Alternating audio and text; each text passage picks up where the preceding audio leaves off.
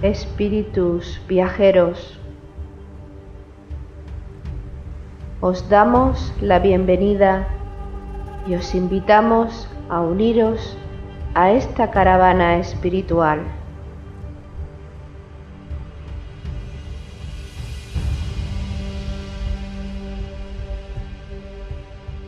Recorreremos los áridos desiertos de nuestro egoísmo personal.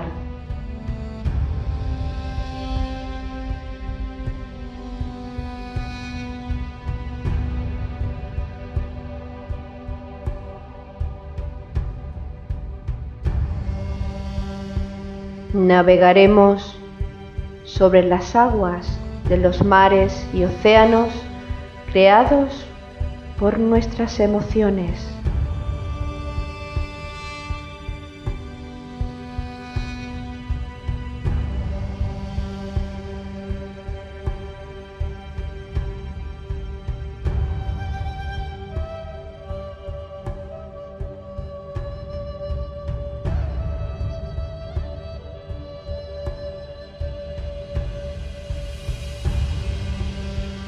Caminaremos por los fértiles valles de nuestro despertar espiritual.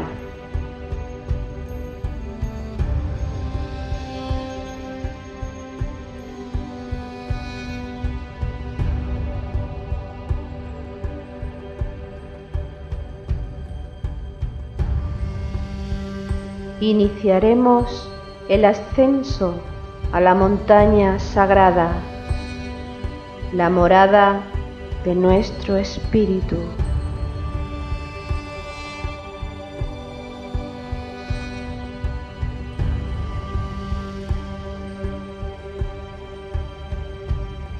Espíritu viajero, si sientes la llamada de tu corazón deseoso, únete a nuestra caravana hacia Shambhala con alegría y gozo.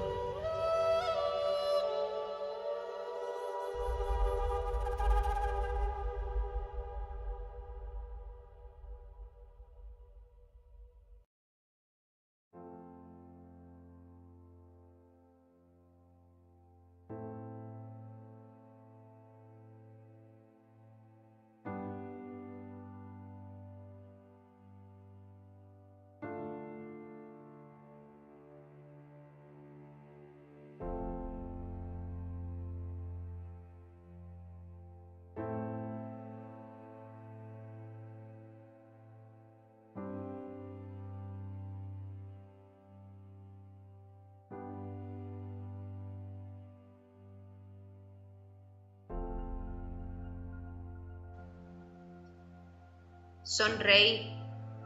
Os concedo el gozo de difundir la enseñanza de Cristo, el gozo de concebir la grandeza del universo, el gozo de la labor manifestada, la fatiga gozosa del logro.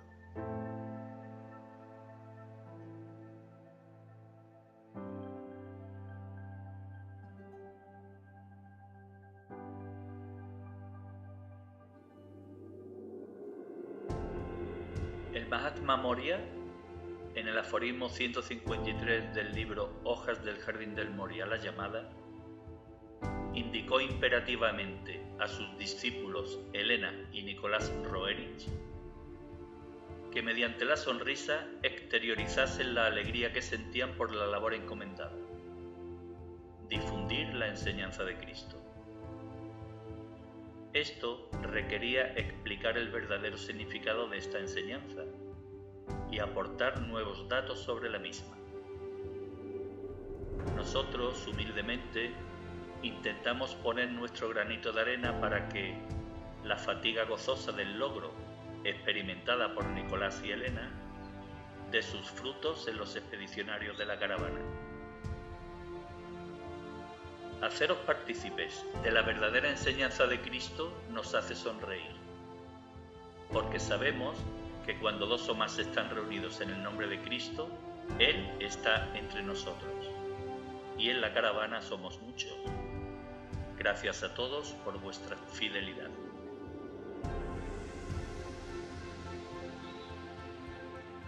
espíritus viajeros, almas en evolución, os damos la bienvenida y os invitamos a que nos acompañéis en esta 15ª jornada de nuestra caravana espiritual hacia Shambhala. Organizan la caravana Paco Ortiz y Loli Bermúdez. Proporcionan alegría a nuestros corazones las melodías compuestas por Juan Carlos García y Jesús Aragón. Desde la primera jornada nos regalan una espléndida sonrisa Jesús Jurado y Ana Castro. Saludos Jesús, Ana. Hola. Hola, una nueva oportunidad, la número 15. Y hablaremos del Cristo y sus enseñanzas apócrifas. Saludos a vosotros, Paco, Loli y Jesús, y agradecer esta introducción tan bella que nos invita a difundir las enseñanzas de Cristo y que cada cual, desde su libertad y realización, llegue a sus propias conclusiones. Además, estamos proporcionando herramientas para que las conclusiones que cada uno extraiga sean diferentes y estén apoyadas en diversos textos. Por este motivo hemos analizado en programas precedentes las enseñanzas canónicas, es decir, las reconocidas oficialmente por la Iglesia cristiana, y las enseñanzas apócrifas, que están recopiladas en los Evangelios apócrifos, en diversos textos, y en esta ocasión, en el día de hoy, analizaremos las enseñanzas que sobre Cristo se transmiten en los libros de Agni Yoga.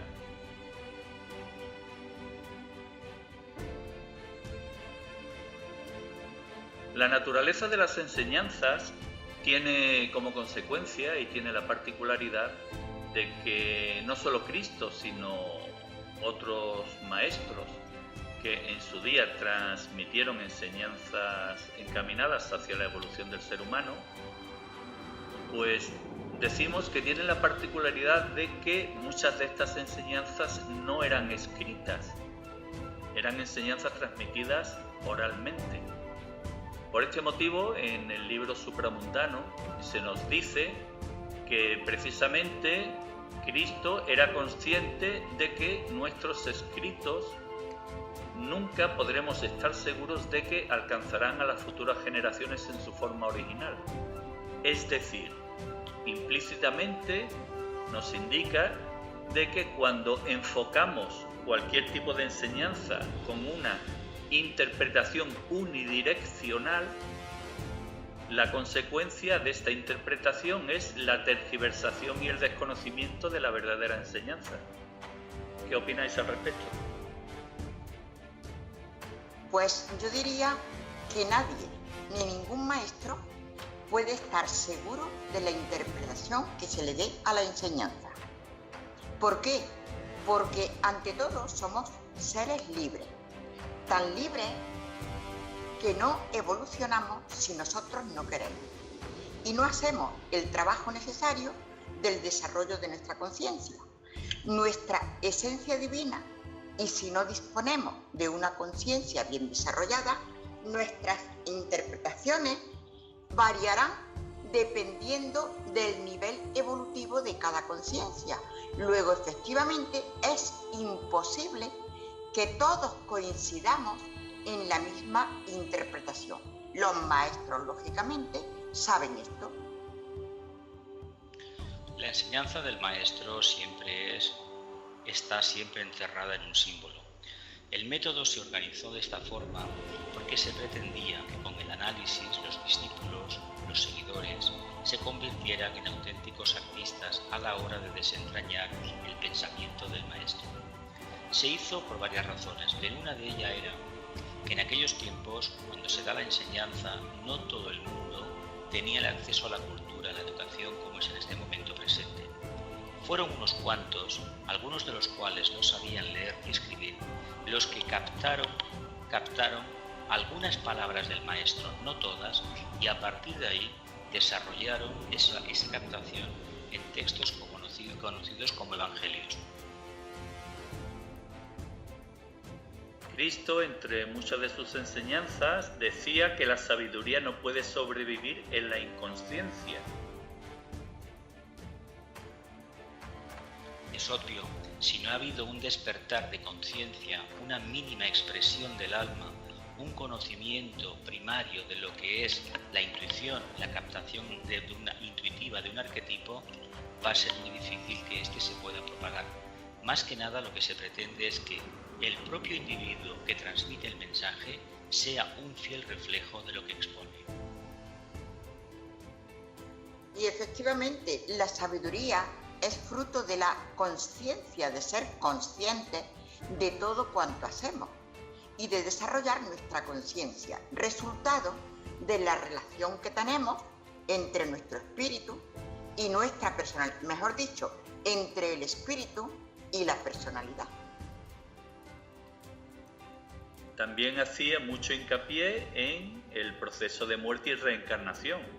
Y leemos en Supramundano unas palabras que son muy sencillas y al mismo tiempo muy sabias, ¿no? Decía el maestro: no condenéis al difunto porque tal vez sea vuestro vecino mañana, ¿no? De hecho, es una manera de indicar claramente que el poder creador de la palabra es el que nos genera nuevas condiciones de vida. De hecho, los seres humanos, si supiéramos que cada vez que hablamos estamos materializando para el presente y muy especialmente para el futuro. Hay que decir que lo que materializamos no es de muy buena calidad. Por ello nos vemos obligados una y otra vez a tomar una vestidura carnal para ir deshaciendo todos los entuertos, todas las equivocaciones que en vidas pasadas hemos cometido. Y yo entiendo que también se nos habla, una vez más, de no juzgar y no condenar, porque con la medida que juzguemos y condenemos, igualmente seremos juzgados y condenados, porque la ley es igual para todos.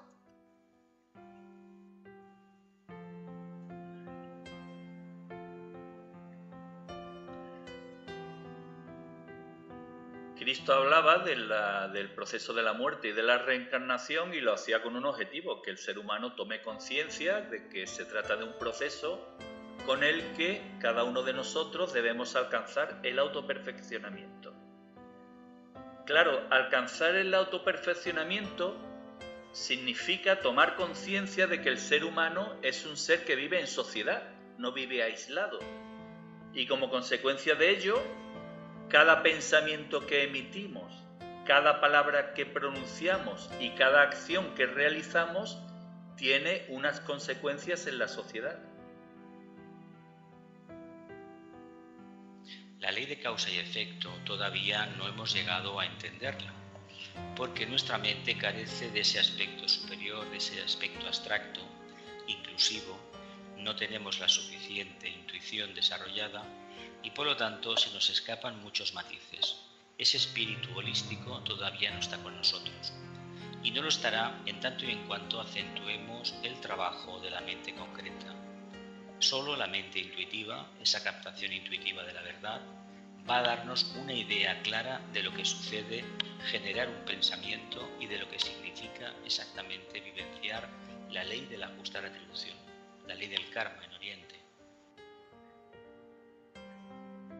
Y llegar a la perfección, que es absolutamente necesario, requiere aprovechar cada momento, cada presente, porque la oportunidad que se pierde no se repite. Se presentará otra, pero la pérdida, o mejor dicho, la oportunidad perdida, ya no volverá. Luego, tenemos que aprovechar cada presente y ser muy conscientes de que efectivamente nuestros pensamientos, palabras y obras no solamente repercuten en nosotros, sino en toda la unidad que somos. Tomar conciencia de la necesidad de autoperfeccionarnos implícitamente nos lleva a mirar hacia el futuro, con una amplitud de conciencia. Por este motivo, el maestro hablaba como temas favoritos de los mundos distantes, del pensamiento y de la colaboración. Analicemos qué es lo que consideraba al respecto. En primer lugar, escuchemos lo que él pensaba respecto al pensamiento. El amor por la humanidad es el resultado del desarrollo del corazón, que es alcanzado a través del pensamiento. Hay que entender que solamente la mente, el principio manásico, puede desentrañar aspectos que proceden del plano búdico, del mundo del corazón, del mundo que nos habla de la absoluta interdependencia, el segundo aspecto de la deidad.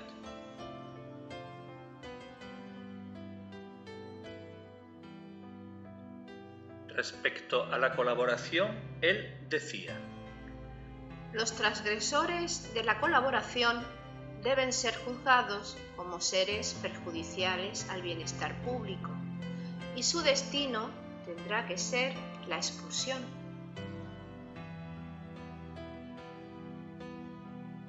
De hecho, se sabe que si una parte de la ciudadanía se decantara por el bien, con claridad, acabaría reduciendo a un círculo bastante pequeño a todos aquellos que no manifiestan el bien por los demás, porque el poder del bien cualitativamente es muy superior al del mal.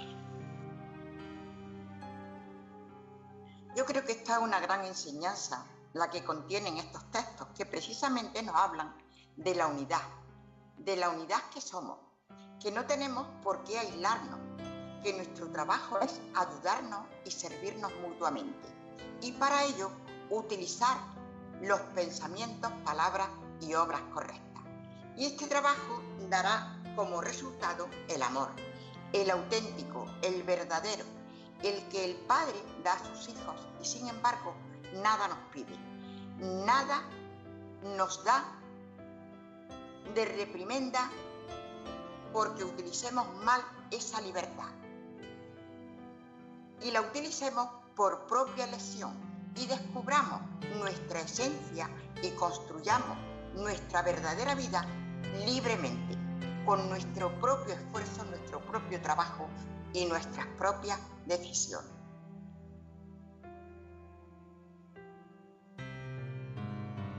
Sobre los mundos distantes y sus mensajeros, el gran Nazareno decía lo siguiente: Un invitado de tierras distantes es bienvenido, mas un sabio pensamiento del mundo lejano es rechazado. Tú buscas noticias nuevas en el mercado, pero ignoras a los mensajeros de la luz.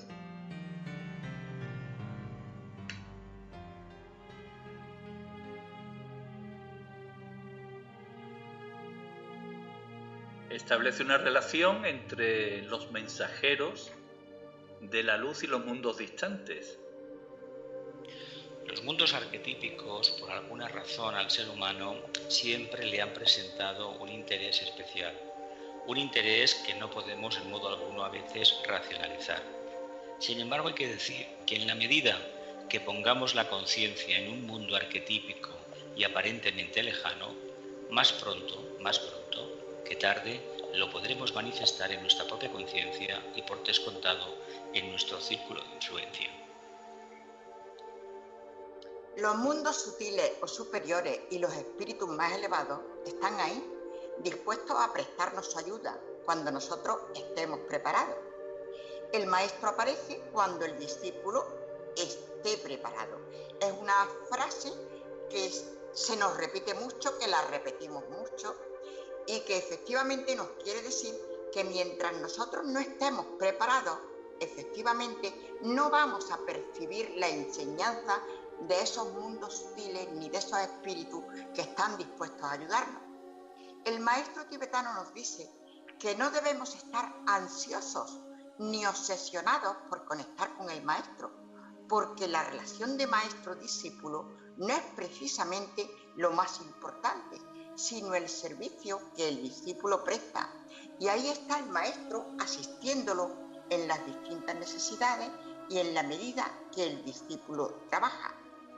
Hagamos nuestro trabajo, aprovechemos la energía correctamente sin pedir nada a cambio y todo lo demás nos irá llegando por añadidura. No pedir ni por invocar, no por pedir perdón ni por invocar, se nos dará nada, sino que todo lo que recibimos, que es mucho, será a consecuencia o será la consecuencia de nuestro trabajo, del servicio que hemos prestado. Pues bien, a partir de ahora analicemos en profundidad estos tres aspectos que eran los favoritos de las enseñanzas del maestro. El primero de ellos, los pensamientos, que creemos con acierto que constituyen la piedra angular en la que se basa o en la que se va construyendo peldaño a peldaño ese autoperfeccionamiento del que venimos hablando. En el aforismo 160 de Supramundano escribe Elena un pasaje en el que hace referencia a que el gran maestro hacía con asiduidad signos en la arena y luego los borraba. Claro, los discípulos, al ver cómo procedía el maestro, le preguntaron de por qué lo hacía. En este momento, él, para darle respuesta, dibujó una línea en el aire y dijo: Esta es la ley permanente. Nada puede borrar esta inscripción. Así explicaba el maestro el poder del pensamiento. El maestro también dijo: tened cuidado con los pensamientos negativos. Ellos se volverán contra vosotros y os agobiarán como lo haría la abominable lepra. Mas los pensamientos positivos ascienden hacia lo alto y os elevarán con ellos. Vosotros debéis conocer el poder de la luz sanadora y la mortal oscuridad que el hombre lleva dentro de sí. De estos textos yo creo que nos hablan de que las más grandes verdades son las que no se ven con los ojos físicos, sino con los ojos del alma. Y para ver con los ojos del alma tenemos que desarrollar nuestra conciencia. Nada se nos regala, todo hay que ganarlo. Y yo entiendo y considero que esto es de justicia. No se nos puede regalar lo mismo que no se les puede echar perlas a los cerdos porque no están preparados, no tienen capacidad para distinguir el valor de cada cosa. Nosotros tenemos que ganarnos todo lo que recibimos. Olvidamos muchas veces en el camino, en el sendero, en este camino a Shambhala, que en realidad estamos padeciendo las consecuencias de nuestros malos pensamientos y de nuestras malas interpretaciones. En la palabra, en el pensamiento, en la acción, tenemos una clave de cómo poder vivir el futuro del momento presente, de cómo anular la parte negativa que todo pensamiento humano lleva en sí. Y lo lleva en tanto y en cuanto no hemos sido todavía capaces de alcanzar un mínimo de confianza interna, confianza que en el fondo nos contacta con el alma, con la luz, con el amor, con la voluntad al bien.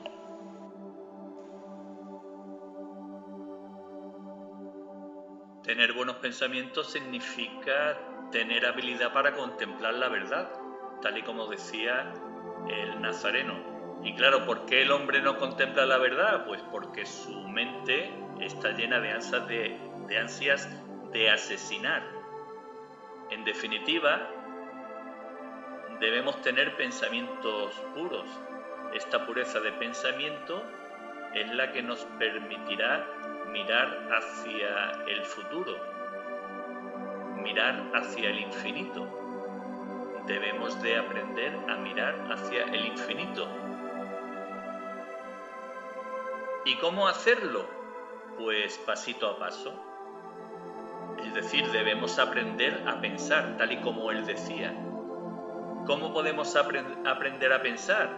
Pues comenzando con los pensamientos simples, aprendiendo a soñar con hermosos objetos, a soñar con viveza, con autenticidad, a desarrollar la imaginación, ayudando a los niños a que desarrollen el pensamiento. No parece con estos ejemplos que el maestro nos estaba invitando a que aprendamos a meditar? Sí, pero hay que hacer una pequeña aportación basada en mi propia experiencia en este caso. La clave para tener una mente ágil, dinámica, está precisamente en las palabras del Nazareno. Ama a tu prójimo más que a ti mismo. Y añado más, la palabra más, porque generalmente los humanos no somos sinceros a la hora de expresar nuestros sentimientos, ni tampoco a la hora de decir con claridad lo que pensamos de los demás. Tenemos una tendencia innata o a edulcorar o a amargar, o añadimos demasiado azúcar o ponemos demasiada sal o vinagre.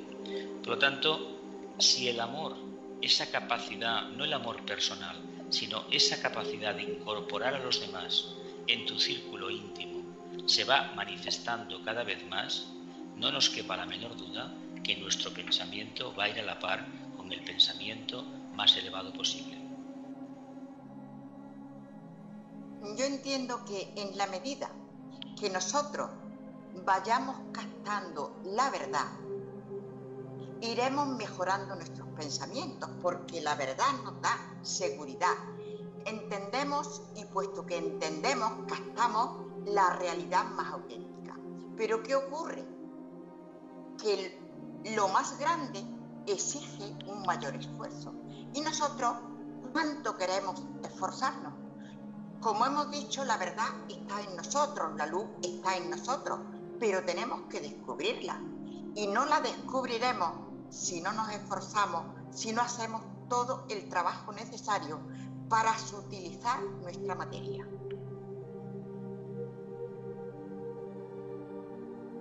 Nuestros pensamientos construyen el futuro. Por este motivo, decía el Nazareno: dejad que vuestros pensamientos vuelen delante de vosotros para preparar moradas nuevas y hermosas. De hecho, cuando pensamos de una manera elevada de todo lo que acontece alrededor nuestro, de las amistades, de la humanidad, lo que estamos dando, imprimiendo una energía especial a una creación nuestra. Esa creación nuestra, al final, nos va a volver cargada con la parte más elevada del mejor pensamiento de la familia humana. Y el pensamiento podrá ser correcto cuando efectivamente nosotros desarrollemos nuestra conciencia y nos comportaremos correctamente en la sociedad, con todos, con los más educados, con los más cultos, con los religiosos, con los espirituales, así como con los mal educados, los incultos, los ignorantes, con todos absolutamente, porque comprenderemos y sabremos estar a la altura de cada circunstancia.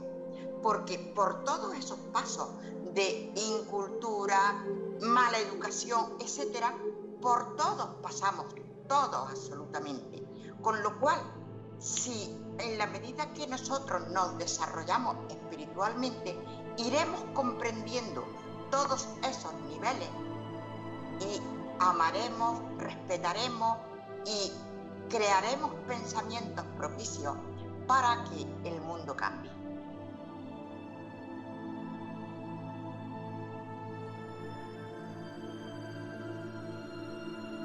Analicemos a continuación lo que el Nazareno hablaba sobre la colaboración. Y nos podíamos hacer una pregunta: ¿quién colabora con los demás? ¿Quién tiene pensamientos egoístas o quién tiene pensamientos de unidad? Aquel que tiene pensamientos de unidad, hay que pensar que está trabajando en una frecuencia mucho más elevada, aun teniendo en cuenta que los humanos, por muy buenas intenciones que tengamos, sabemos que vamos a errar continuamente. Pero lo importante es ir superándose poco a poco. Y al final ese pensamiento natural, que no surge de un planteamiento de vida, sino que se genera de manera espontánea, porque hay amor hacia todo lo manifestado y por descontado hacia el reino humano, este pensamiento va a establecer una red mundial que al final por ahí se va a manifestar las mejores cualidades de los seres humanos. Eso ya lo estamos viendo en estos tiempos. Es que yo creo que cuando empezamos a concebir la unidad, en nosotros se está despertando la intuición. Y si se está despertando la intuición, eso es fruto de un trabajo que hemos hecho. La intuición no es una luz que se nos enciende por arte de magia. La intuición es un premio que vamos recibiendo, ese premio del que nos habla la Biblia, de recibiréis el 100 por 1, por el trabajo que nosotros realizamos.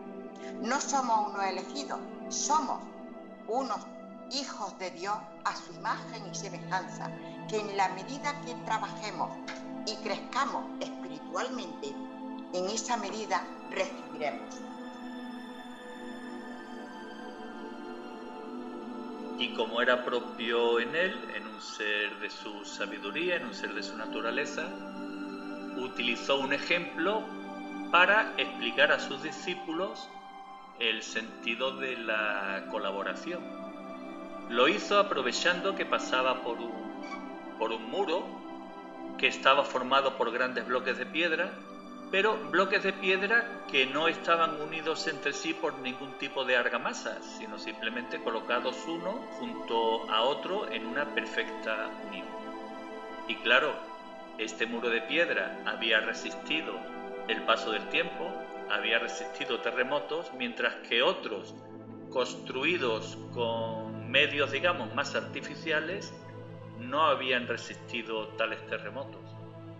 Por este motivo, poniendo como ejemplo el muro, el Nazareno le dijo a sus discípulos: Es mejor y más fuerte cuando los corazones se unen espontáneamente.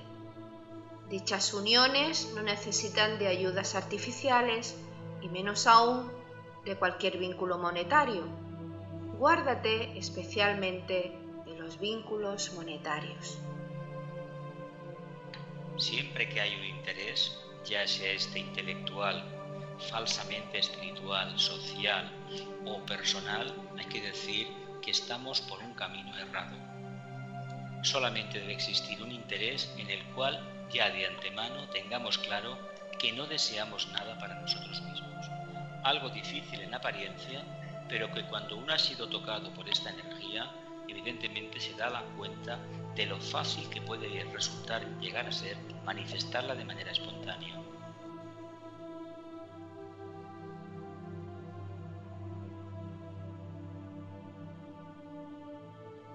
Pues pasemos a continuación al tercer tema que resultaba de vital importancia para el maestro: los mundos distantes. En diversos aforismos del libro supramundano leemos la opinión que el maestro tenía de los mundos distantes. Por ejemplo, en el aforismo 191. Yo no le temo a las tempestades, mas me estremezco ante la belleza del cosmos. Que no nos engañe la magia de la naturaleza terrenal, es solo una gota en el océano del infinito. De hecho, los seres humanos tenemos 5 sentidos y nos volvemos esclavos de los mismos. Sin embargo, olvidamos que somos mucho más que todo eso. Por lo tanto, dejemos de lado nuestro pequeño yo y veamos la magia que hay a todo nuestro alrededor. Cuando tengamos un problema, realmente miremos el cosmos, miremos hacia arriba, veamos la luna, el sol, las estrellas. Ahí, en ese punto, está la clave de la solución de nuestros problemas. Naturalmente, todo esto que estamos tratando, dicho así, parece que estamos hablando de un cuento muy fácil de hacer, etc. Realmente es difícil, porque efectivamente nosotros aquí estamos rodeados todos de materia. La materia es lo que prima, la materia la necesitamos para vivir, para relacionarnos, y sin embargo tenemos que elevar nuestras miras hacia lo superior. Elevando nuestras miras hacia lo superior, los miedos los eliminaremos también. Pero ¿realmente esto es fácil? No, no es fácil en absoluto. Tenemos que fortalecer nuestra esencia espiritual para poder estar en el camino de los hombres, conociendo los caminos de Dios. Para realizar ese fortalecimiento del que hablas, Ana, tienen un papel fundamental el ritmo y la armonía.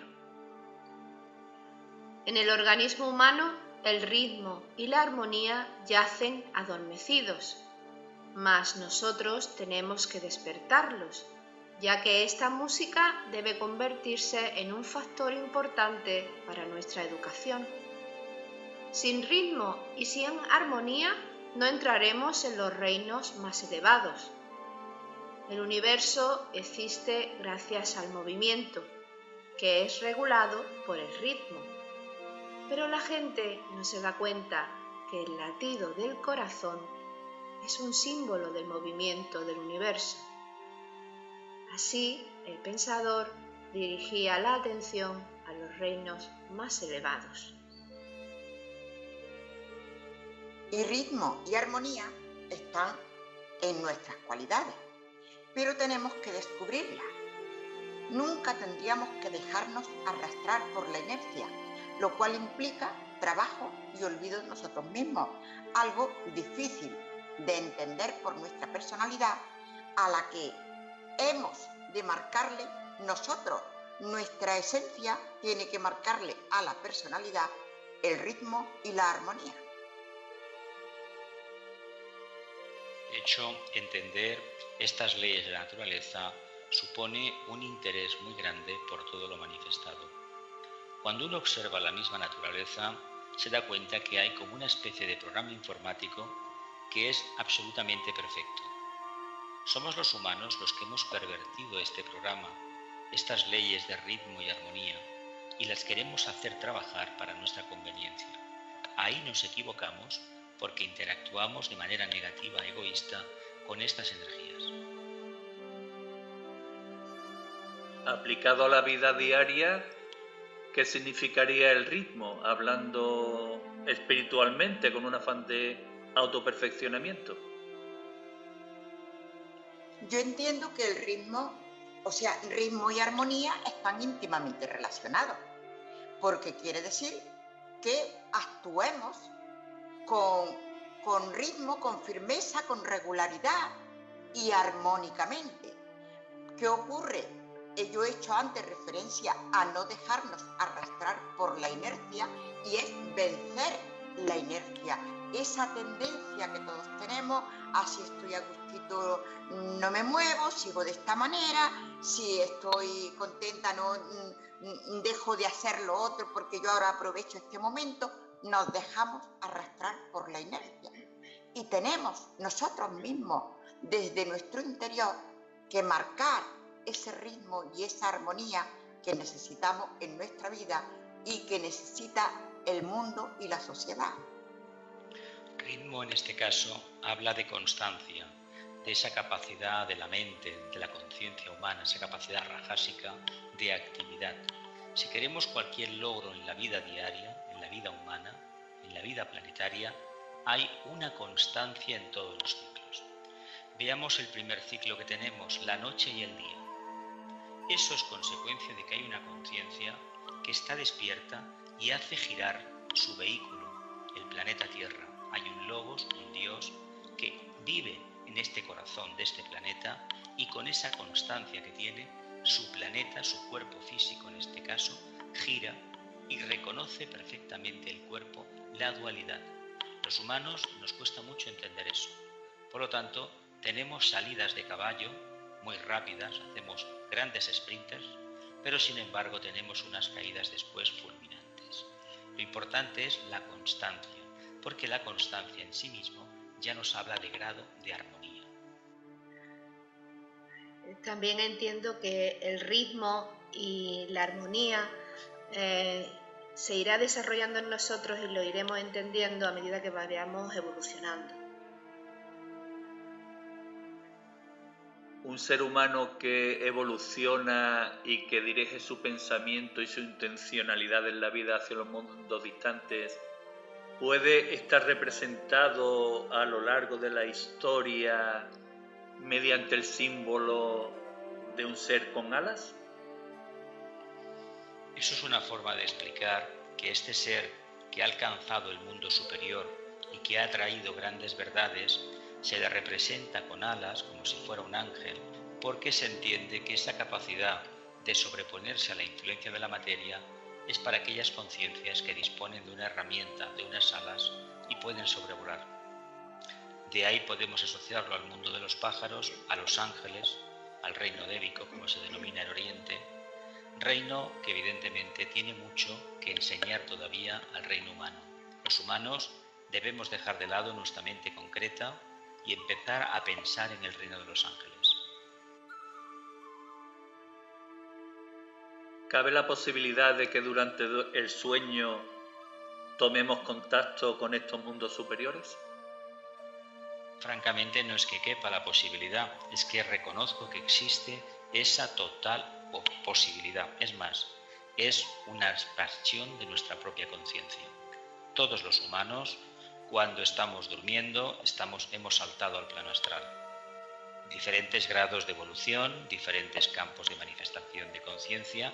El problema es que a la vuelta, al regreso al cuerpo físico, generalmente lo que denominamos he soñado, los sueños, son una mala interpretación, un mal recuerdo de lo que realmente hemos vivido en los planos internos, en el plano astral en este caso. Son las aulas, pienso yo, ¿no?, a las que iremos según nuestro nivel de conciencia, porque no vamos a ningún sitio que nos corresponda. Pues de esto también hablaba el Nazareno.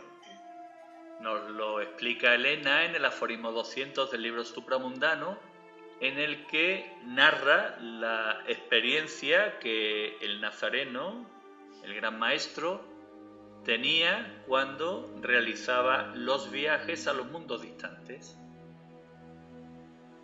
Deseo relataros cómo recuerdo yo al mundo lejano.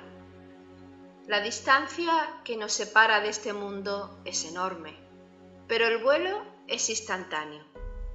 Aterrizar en esta tierra remota es imposible para nosotros, incluso en nuestros cuerpos luminosos. Mas nosotros podemos ver el contorno de los océanos, regocijarnos con los hermosos colores e incluso ver las aves y los peces. Allí la gente no es como nosotros y es maravilloso darse cuenta que ellos pueden volar. Sus palabras no pueden ser escuchadas, tal vez por la resonancia de las esferas. Recuerdo el azul de las aguas, de color zafiro, el verde de las praderas y de las montañas, de color esmeralda. Parecería que el hombre es incapaz de pisar ese suelo inmaculado. Incluso el aire es insoportable para nosotros. Sin embargo, tras experimentar el vuelo, nosotros sufrimos al retornar a nuestros cuerpos físicos. Es asfixiante, como si uno se pusiera un vestido sumamente apretado e incómodo. Así, cada experiencia es al mismo tiempo hermosa y difícil.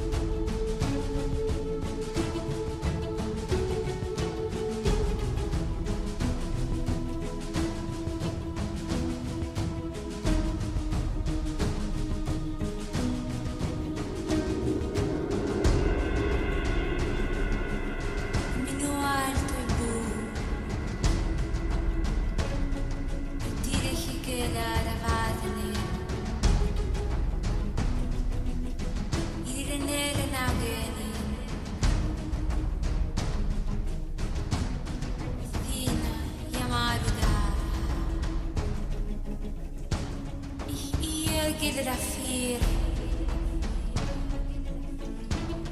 seguono a me, che rilasvi came, fino chiamato da.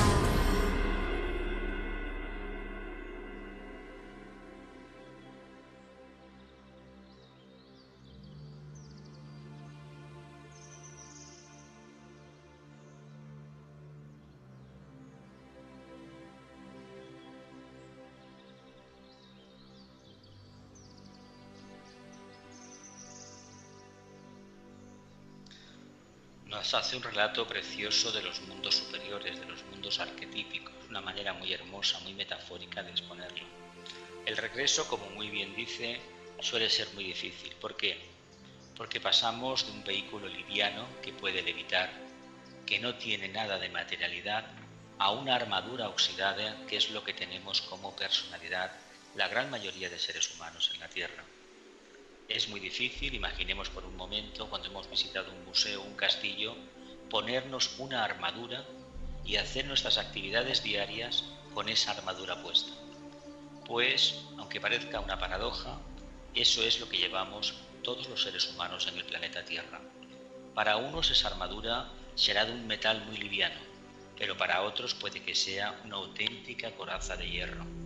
Por eso es tan difícil y tan insufrible el mundo de la manifestación karmática.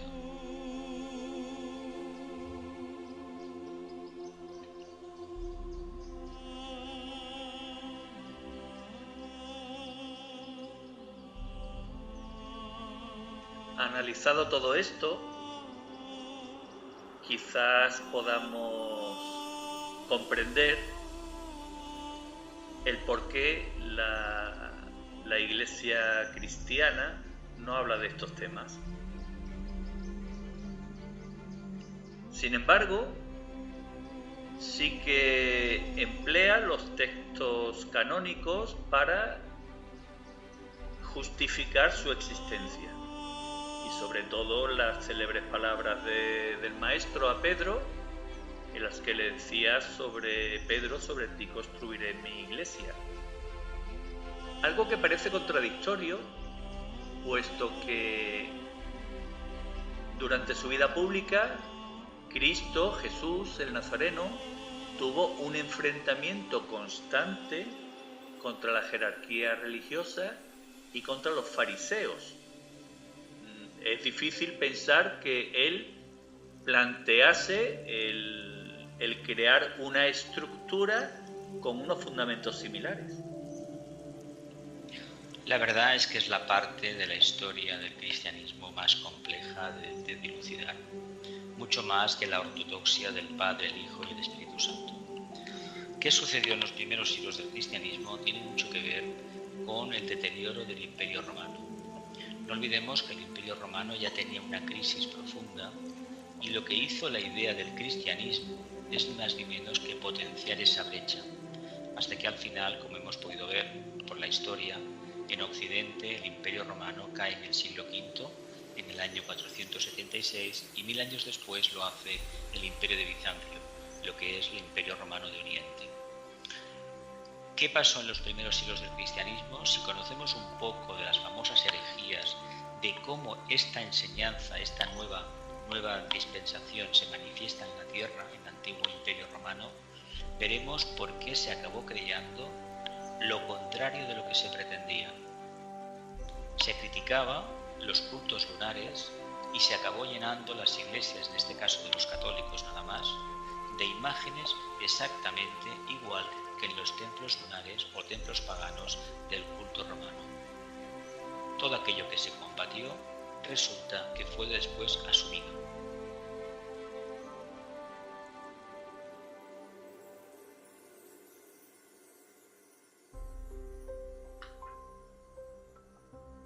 Esta contradicción a la que hemos hecho referencia queda muy bien plasmada en el Evangelio de María, en el que se narran cuáles fueron los últimos preceptos del Maestro. En este Evangelio decía el Maestro lo siguiente: El Hijo del Hombre está dentro de vosotros, seguidlo. Los que lo busquen lo hallarán. Id y proclamad el Evangelio del Reino. No impongáis más preceptos que los que yo he establecido para vosotros. Y no deis ninguna ley, como el legislador, para que no seáis atenazados por ella. Dicho esto, partió. Aquí está la clave de lo que sucedió. En realidad, si ellos hubieran actuado de esta manera acuariana como el Maestro les enseñó, hay que decir que esta religión no hubiera tenido la cantidad de seguidores y de fieles que ha tenido a lo largo de la historia. Porque el Maestro, con bien conocedor de la ley oculta, de la ley karmática, no puede imponer absolutamente nada. Él no ordena, él hace recomendaciones. Si el discípulo las quiere seguir, es muy libre de seguirlas o de no, pero jamás un maestro impone nada, y más un gran avatar como fue el Nazareno, el gran peregrino. Porque la religión más importante tenemos que convencernos que es la verdad. Y para llegar a ella tenemos que purificar nuestra personalidad, olvidarnos de nosotros mismos, amar la verdad y hacer todo el esfuerzo necesario para identificarnos con lo que realmente somos, que es espíritu. Y claro, esto es difícil, es muy difícil, pero indiscutiblemente si se nos impone algo como suele ocurrir en las iglesias establecidas, entonces jamás llegaremos a descubrirla, porque solamente son mandatos, dogmas los que se reciben, diciendo esto es lo único que hay que creer, esto es lo que ha dicho tal dirigente que es la verdad, y luego nos quedamos totalmente anulados. ¿Que somos libres? Por supuesto que sí, que el que quiera pertenecer a una religión debe hacerlo, es libre para hacerlo, pero realmente la religión, la única religión verdadera es la verdad.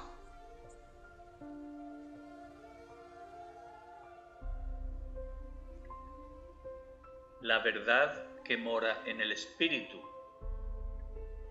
Por eso, por este motivo, quizás la síntesis de la reflexión que en voz alta hemos realizado sobre Cristo y la religión organizada nos venga manifestada en el aforismo de Hojas del Jardín del Moria, Iluminación,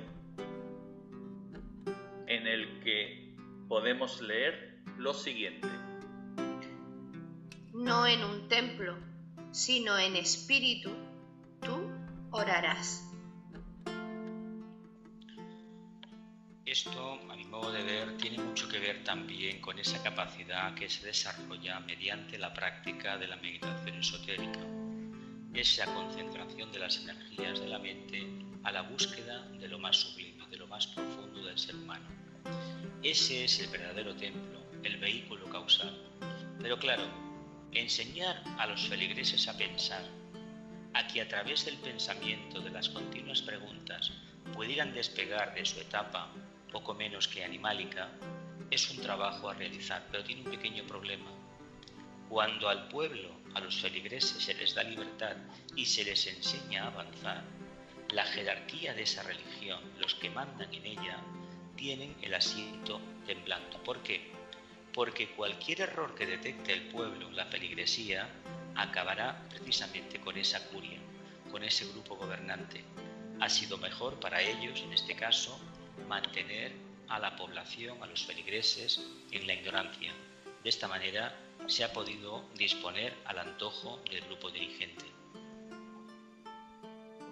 Has mencionado, Jesús, algo que me parece importante esclarecer, aunque la mayoría ya tenemos las ideas más o menos claras.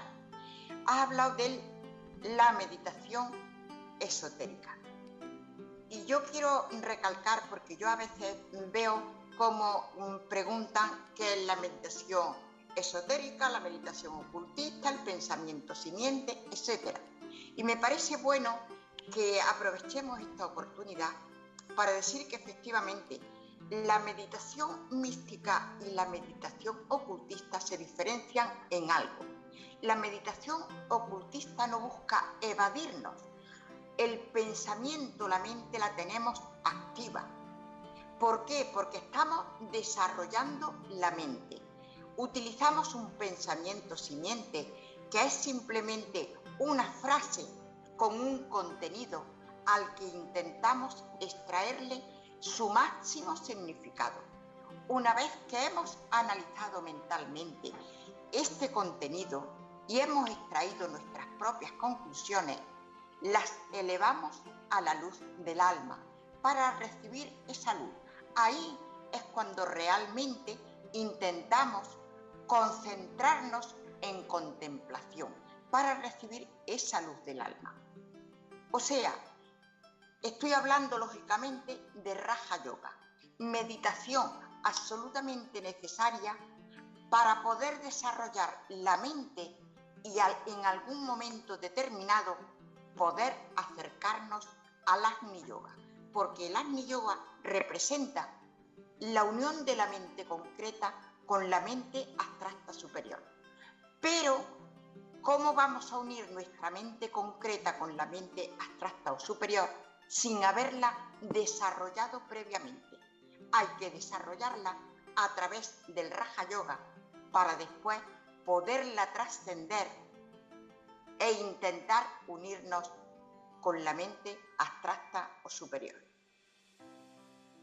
De hecho, lo que cualquier meditación esotérica pretende es despertar el espíritu crístico. No le pondremos el calificativo de crístico, porque hay gente que todavía lo asocia a los cristianos, sino que crístico en este caso sería el despertar de ese aspecto egoico del segundo rayo de amor y sabiduría. Para eso no son necesarios los templos. Es más fácil construir un templo que desarrollar el vehículo causal.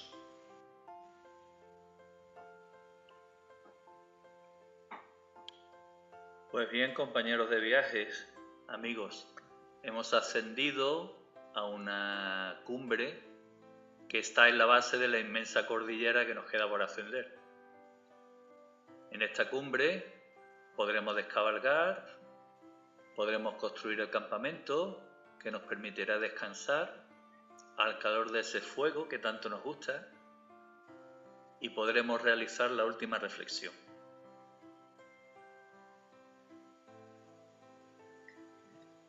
Bueno, pues yo me uno a Ana cuando ella ha dicho que tenemos que trabajar mucho la personalidad, porque por mucho conocimiento que adquiramos, si no nos trabajamos a esos niveles de la personalidad, poco vamos a hacer. Esa es mi reflexión en este momento.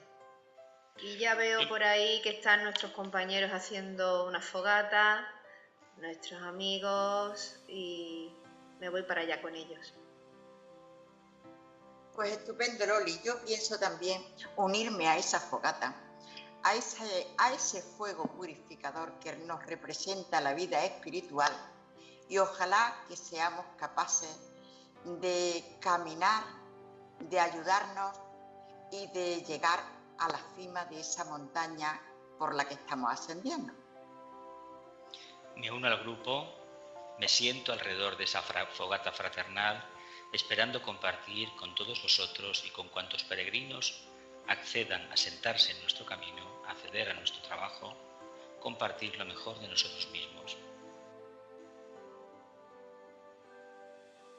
Pues en este grupo que hemos formado alrededor de la fogata, me gustaría indicar para cualquier peregrino que nos escuche que no piense que nuestras palabras respecto a la religión organizada, en este caso a la religión cristiana, que es la más cercana, son palabras que tienen por objetivo denigrarla, ni muchísimo menos. Solo intentamos poner en valor las palabras del Nazareno, esas palabras que fueron ocultadas y que reflejan una grandísima verdad. la verdad del Espíritu, el Espíritu donde mora la verdad. Por este motivo, el último aforismo que leímos hacía mención a las palabras de Cristo, cuando Él dijo: no en un templo, sino en espíritu tú orarás. Por este motivo, para finalizar, haremos lectura de un aforismo que para Loli y para mí son muy importantes. Aforismo que de alguna forma sintetiza todo lo que hemos estado conversando y analizando en la jornada de hoy y en jornadas que han precedido a la actual. Se trata del aforismo 153 del libro Hojas del Jardín de Moria.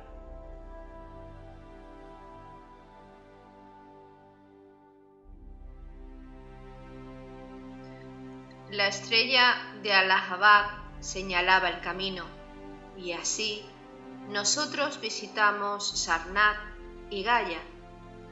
Hallamos por doquier la profanación de la religión. En el camino de regreso, bajo la luna llena, resonaron las memorables palabras de Cristo. Durante la marcha nocturna, el guía se extravió. Tras alguna búsqueda, encontré a Cristo sentado sobre una pequeña duna, mirando las arenas inundadas por la luz de la luna. Yo le dije: nos hemos perdido, debemos esperar la indicación de las estrellas. Rasul, ¿qué es un camino para nosotros cuando el mundo entero nos está esperando? Entonces, tomando su cayado de bambú, trazó un cuadrado alrededor de la huella de su pie, diciendo: en verdad, por pies humanos. Y haciendo la huella de la palma de su mano, la rodeó también con un cuadrado, y dijo: en verdad, por manos humanas. Entre los cuadrados trazó la semblanza de una columna coronada por un arco. Él dijo: ¿cómo penetrará aún en la conciencia humana? Aquí he dibujado un pistilo y sobre él un arco, y he establecido las bases en 4 direcciones. Cuando el templo sea edificado por pies humanos y manos humanas, allí donde florezca el pistilo puesto por mí, que los constructores pasen entonces por mi camino. ¿Por qué debemos nosotros esperar el camino cuando éste se halla ante nosotros? Entonces, levantándose, borró con su bastón todo lo que él había dibujado. Cuando el nombre del templo sea pronunciado, entonces la inscripción emergerá. En conmemoración de mi constelación, el cuadrado y 9 estrellas resplandecerán sobre el templo. El signo del pie y de la mano será grabado sobre la piedra angular.